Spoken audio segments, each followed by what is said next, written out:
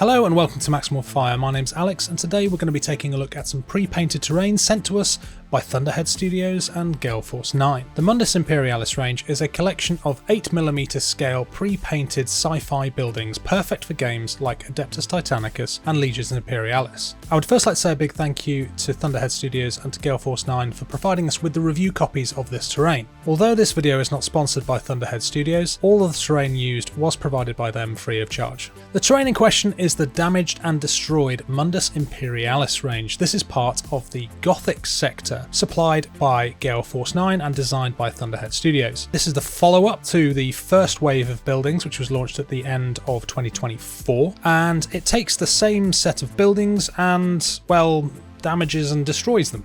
There are 7 box sets in the damaged and destroyed range, plus 2 new boxes of roads and highways to add even more visual appeal to your battlefields. Bar the Civil Defence Bastion and the Munatorum, which are supplied as one large damaged building each, the other boxes ship containing 2 terrain pieces each, with damaged and destroyed versions of each of the buildings that were released in Wave 1. These are the Administratum, the Sensorium, Librarium, Generatorium and Scolum. So where to start with the Mundas Imperialis terrain? Well, I reached out to Thunderhead Studios at the end of 2024 and we were discussing some support that they could provide us with regards to our annual Beachhead Adeptus Titanicus tournament. That tournament in particular is pretty large and it involves a lot of terrain, a lot of tables and a lot of players.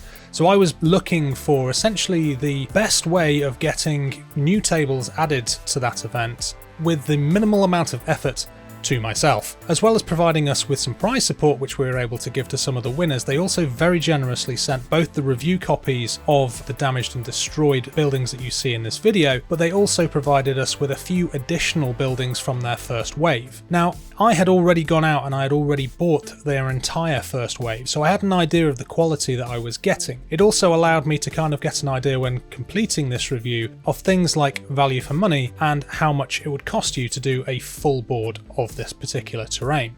So the terrain arrived with exactly 1 hour to spare before I left to go and set up for the Beachhead event in Bournemouth. 3 massive boxes appeared on my doorstep and I hastily unboxed them and put them into the back of my car ready to take them down to the event. Everything at this point was still boxed up, everything was still in the shrink wrap. I hadn't had any time at all to do anything with the terrain which had been sent to me. So I arrived at the event, we got everything out of the car and I had these boxes of Mundas Imperialis terrain and we set about setting up all of the boards for the event. I had to set up somewhere in a region of about 25 boards and I had about 2 hours to do that. Luckily I had a crew who were helping me out. Now this is where I want to stress the real beauty and the real charm of the Mundas Imperialis range. This stuff arrived with an hour's worth of prep for me. I got to the event, I opened the boxes, I took them out of the shrink wrap and I put them immediately onto the table. The stuff looked great, there was no prep work, nothing. Literally out of the box,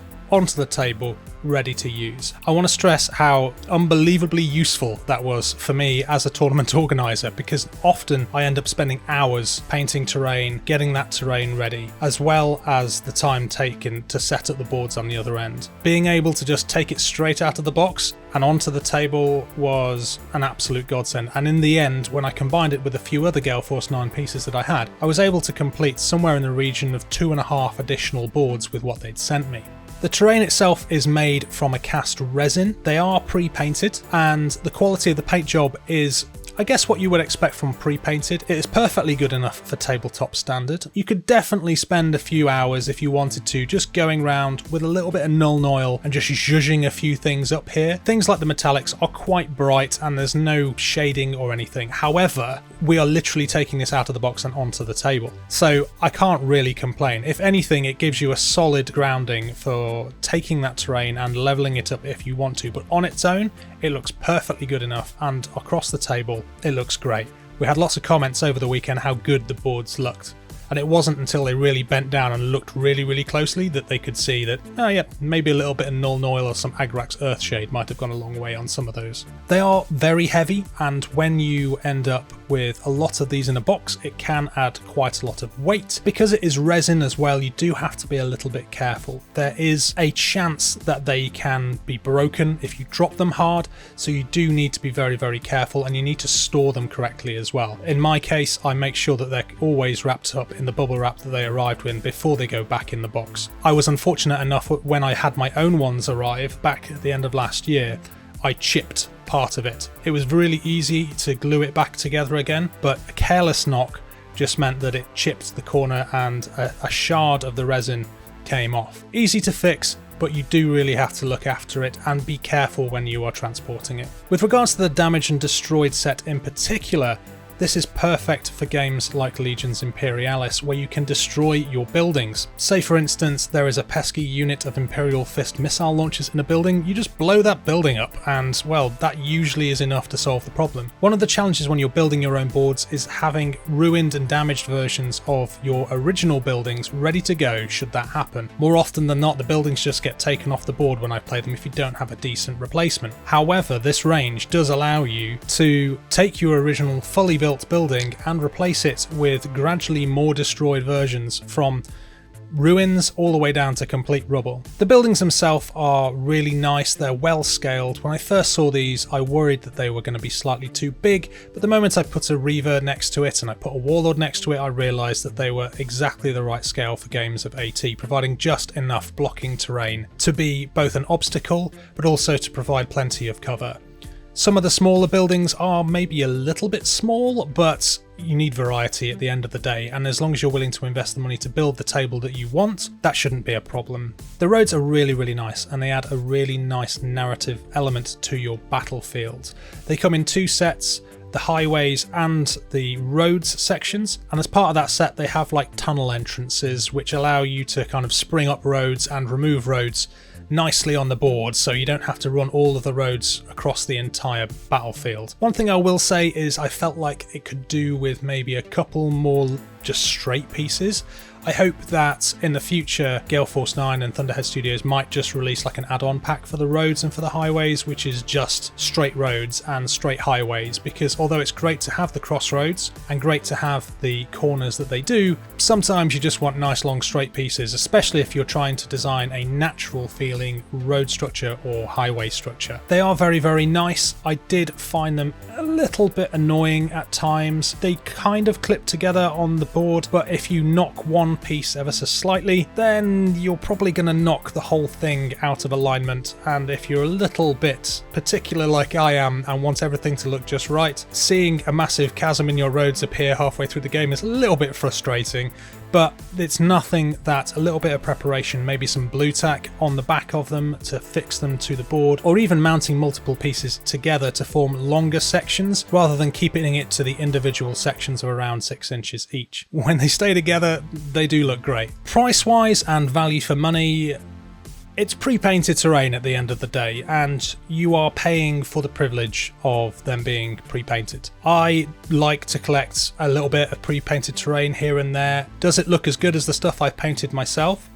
Probably not. However, I cannot understate the benefit to being able to pull these out of a box and put them straight on a table. From that perspective, they are brilliant. There's no piles of grey shame which you're having to work yourself through, no hours putting these together. They literally leave the box and go on the table. As such, you are paying a premium for the privilege. The first table of terrain that I bought at the end of 2024, I mostly bought one of everything, and then I bought one more of 2 of the smaller sets of buildings, and I believe it cost me somewhere in the region of about £230, and that would do me for a reasonably dense 4x4 or a slightly less dense 5x4. If you are throwing in a few additional bits and pieces, you probably wouldn't need that. The only reason why I bought so many at the time was because I wanted a densely packed urban table. So £230 is quite expensive for a table. However, as I said, you are paying for the privilege of zero effort involved. And if you are the sort of person who would prefer to paint your own terrain, then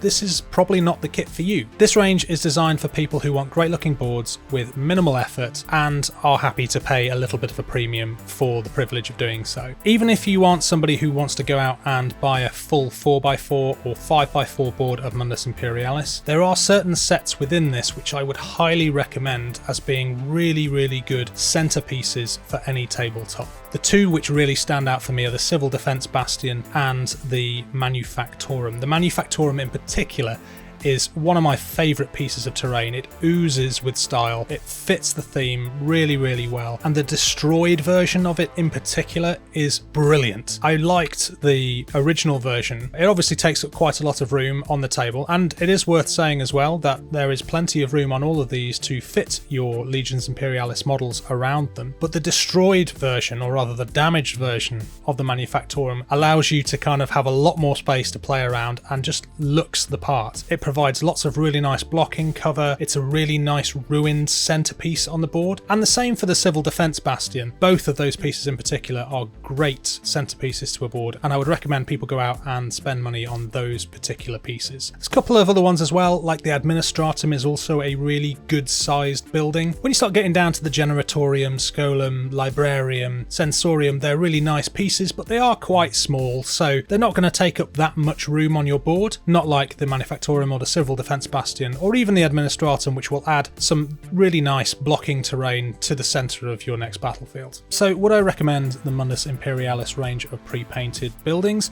Yes, I would. I definitely think that this won't be for everybody. There are certainly cheaper terrain options out there, but for people who want to have no nonsense terrain which they can take out of a box, put straight on a table with no fuss, no time, no painting, and still have great looking centerpieces, this is absolutely for you. And although a 4 foot or 5 foot by 4 foot table looks amazing when it's covered in all of this stuff, even just adding a few of the more centerpiece models in this range to your collection, I would say is a worthwhile investment, as it does really add a lot of flavour and a lot of character to your battlefield. I want to say thank you again to Thunderhead Studios for providing this terrain and for providing their support during our Beachhead event. It was great working with Thunderhead Studios, and I must say that I'm very pleased and very happy to have this terrain range as part of my collection, and it is definitely going to see a lot of use in the future in both my own personal games and also in our events going forward. If you're looking for somewhere to pick them up, then do head over to Entoyment, who has all of the range available at this time. The roads are not released yet, they are coming soon, but you will be able to buy the Damaged and Destroyed range from Entoyment at a discount over the recommended retail price. Hope this review has been useful, thank you very much for watching, and we'll see you all again soon.